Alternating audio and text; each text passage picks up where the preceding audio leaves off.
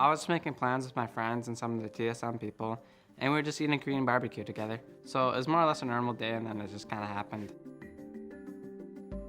I felt kind of something like bounce around in my chest or something. It was like something really weird. I'm like, huh, that didn't feel like it.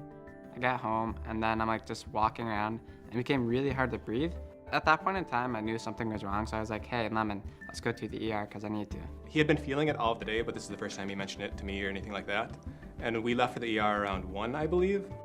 Once we got there, they actually took him to a room for x-ray, and he actually threw up.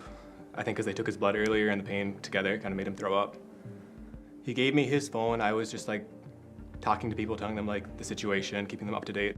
I actually had a message from someone at Riot, and I was like, wait, like, why am I getting a message after midnight from somebody at Riot?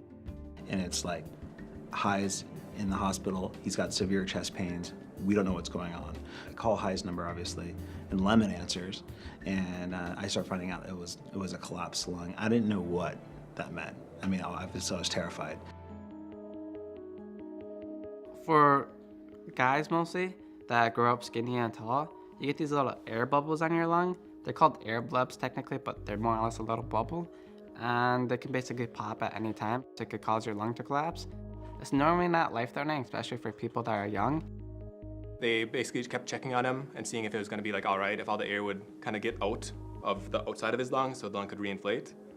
But a few days later, it was just not going, so they actually had to go and do like a full surgery. The first thing that went through my mind was like, well, this sucks. And then I started thinking about like, hey, with this condition, the pneumothorax, am I able to go to Paris? Their first thought is, these guys are competitors. They're like, oh my God, this guy can't go to All-Stars with us. What are we gonna do? And I'm like, don't worry about that right now. Like, let's get High healthy. I'm gonna take the first flight out in the morning. Let's get High through this, and then we'll pick up the pieces after. The procedure that they did, they basically cut open a little hole in my side of my chest over here. It was like with some kind of like needle thing or something. And they like just pushed all the way through my ribs. They're doing the work over here. I was more or less looking away. If I try to look over, there's like some stuff covering anyway. So I couldn't really see, but I could like kind of feel it. They took out most of them on my left lung, I think. They cut out like this much of my lung, I don't really know. I was nervous for him. I kind of wish that I could have just like stayed with High rather than go to France, but I kind of had obligations to go.